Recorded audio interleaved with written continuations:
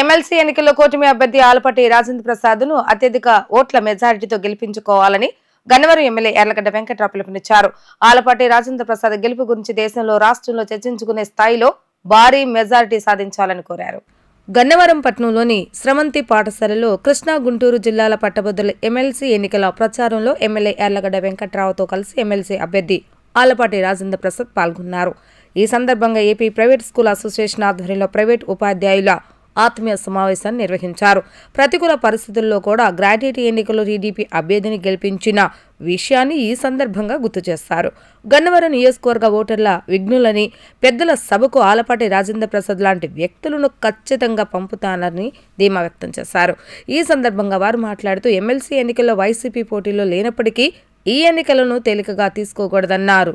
అధికారంలోకి వచ్చిన 7 నెలల కాలంలో ఈ ఎన్నికలు జరుగుతున్నాయని, కూటమి పాలనకు ఈ ఎన్నికలు ఒక పరీక్ష అని తెలిపారు. గన్నవరం అభివృద్ధి అజెండాగా తాను పనిచేస్తానని స్పష్టం చేశారు. నిరుద్యోగులకు రానున్న కాలంలో పెద్ద ఎత్తున ఉపాధి అవకాశాలు లభిస్తాయని ఆయన స్పష్టం చేశారు. ఆలపాటి రాజేంద్ర ప్రసాద్ గెలుపు లాంఛనమే పెద్దల సభలో రాజేంద్ర ప్రసాద్ గారు శాసనమండలి సభ్యుడిగా ప్రమాణ స్వీకారం చేశారు. కానీ ఆయన మన గన్నవరం నియోజకవర్గంలో అన్ని స్కూల్స్కి కాలేజీకి వచ్చి ఓటు అడుగుతున్నందుకు ఆయన వచ్చినందుకు మనం ఆయనకి సంఘీభావంగా ఆయన కోసం పనిచేసి మంచి మెజారిటీ కట్టబెట్టాలని పార్టీ నాయకులందరినీ 3 పార్టీల నాయకులని కూటమి నాయకులను కోరుతూ మీ అందరికీ ధన్యవాదాలు తెలుస్తున్నాం. Thank you.